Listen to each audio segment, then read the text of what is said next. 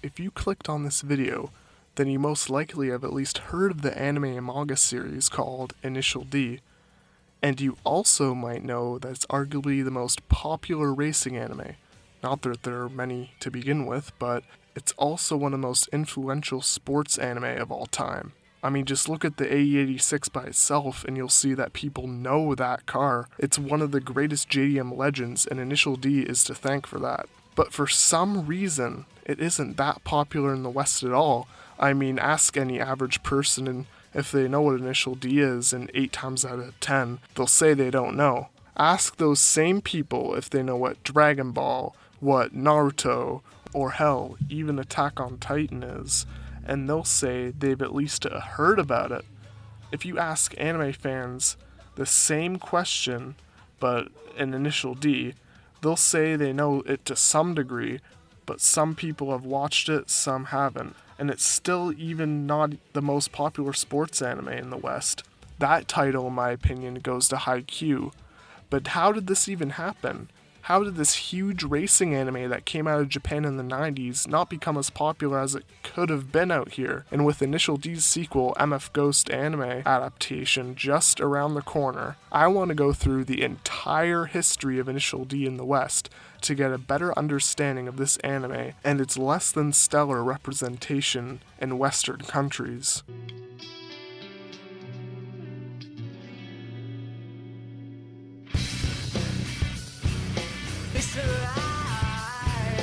Back in the early 2000s, car culture was huge following the release of Fast and Furious, and the manga publisher and anime localizer company, Tokyopop, was eager to cash in on the craze. In 2002, Tokyopop acquired the rights to the manga and anime of Initial D. It seemed like they were very confident that it would do well out here. An open letter back in 2002 with the Anime News Network was put out, and this is what Tokyopop had to say about how they thought the success of the show would pan out for them.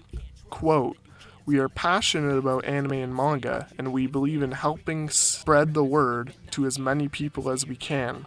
Many of us remember the joy of discovering Gigantor, or Robotech, or Yamato, or Dragon Ball, or Pokemon for the first time. This will all happen again with Initial D. An entire generation of kids is gonna get hooked on anime and manga." They started to publish the manga to alright acclaim, and they also dubbed the first 2 stages of the anime. All the hardcore fans of the series in the West that had gotten into fan-subbed versions of the anime had complained that it changed way too much of the show, and rightfully so. It changed the Eurobeat soundtrack to weird punk rock songs, it changed most of the names, and it also changed the original engine noises of the cars to big block V8 American muscle sounding noises to appeal to American audiences. The voice acting isn't bad per se, but it certainly could be better. I get it. They changed tires to better suit the road condition. Gotta hand it to them, these guys are pros. We're screwed. All right, KT, it's ready to go. Oh, yeah, thanks a lot. What time you got, dude? It's gotta be past 10, right? Nah, it's just about 9:40. They also had shitty editing that made it look like cars were driving in some sort of rave.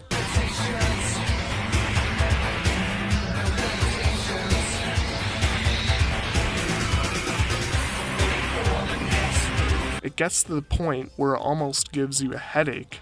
Some of the names they did change were horrendous. Ikitani was changed to Cole, Nakazato was changed to Zach, and Kyoichi was changed to Kyle. Jesus, that one stings. This certainly wouldn't help the series' popularity and probably did more harm than good. Overall, we Initial D fans despise the Tokyopop dub as much as we hate people who say that Initial D is the name of the band that does Eurobeat. It was reported that Tokyopop had a subtitle version of Third Stage ready to go in 2003, but they ultimately held off on releasing it for some reason. They also had a video game called Initial D Mountain Vengeance, but it sucked ass. We don't talk about that game. Tokyopop were still printing the manga in English until early 2009. They had gotten up to where 4th stage ends in the anime, But then Tokyopop stopped printing a whole bunch of their manga and stopped publishing dubs for anime because they sorta went bankrupt at the time. So the license lay dormant until... Takami's rep got him invited to join Project D. But now that he's on the team, past victories mean nothing. Because when you want to be the best, the next race is the only one that counts.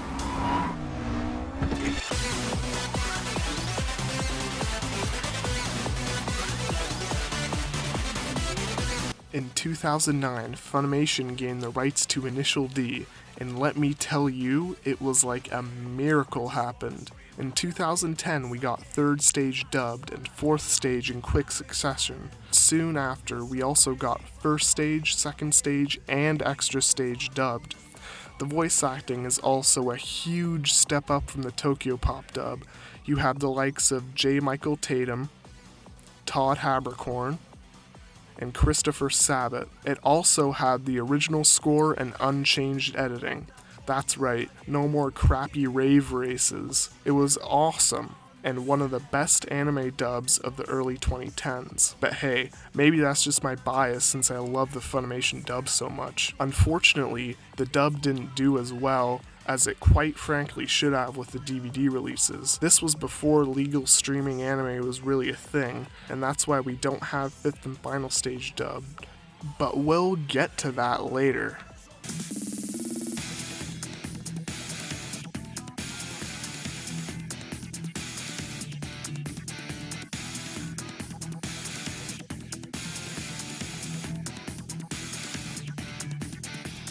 In 2018, seemingly out of nowhere, it was announced that Sentai Filmworks would be dubbing the Initial D movies. In my opinion, this made no sense for many reasons. Firstly, why take this away from Funimation?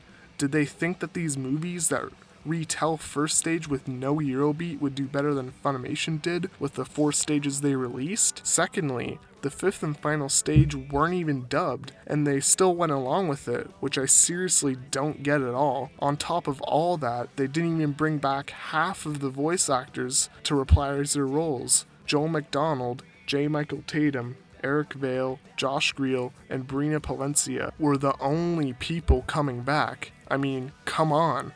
The rest were not in it due to studio and location changes. The voices they chose for Bunta and Yuichi sound like they cast each of them for the wrong role. I mean, just listen to this. Oh, it's you, Yuichi. To what do I owe the pleasure?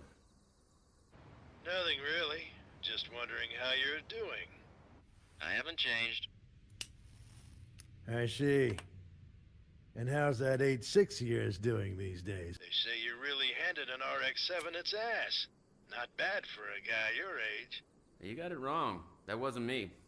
Yes, it's my car, but negatory, I'm not the one delivering the tofu now. What's that? Not you?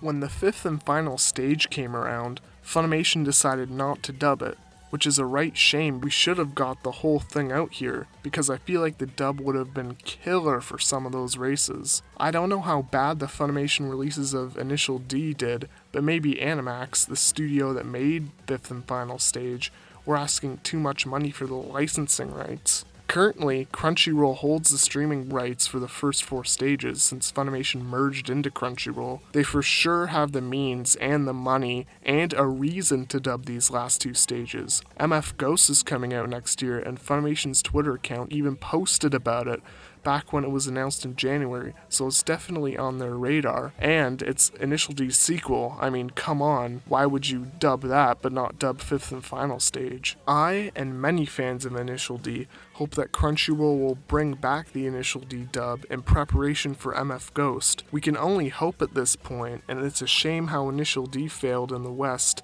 and also how it's not as popular as it potentially could be. But as anime has grown, the car fans and new anime fans in general who got into anime are now watching Initial D and kind of giving it a mini revival. Hell, even Kodansha USA has released all of the Initial D manga digitally on Comixology, as well as the first 10 volumes of MF Ghost. Hopefully we might get a printing sometime down the road. So Crunchyroll, if you're watching this, please, for all of us Initial D fans, please give us this dub after 10 years of waiting. We promise you, it won't fail this time.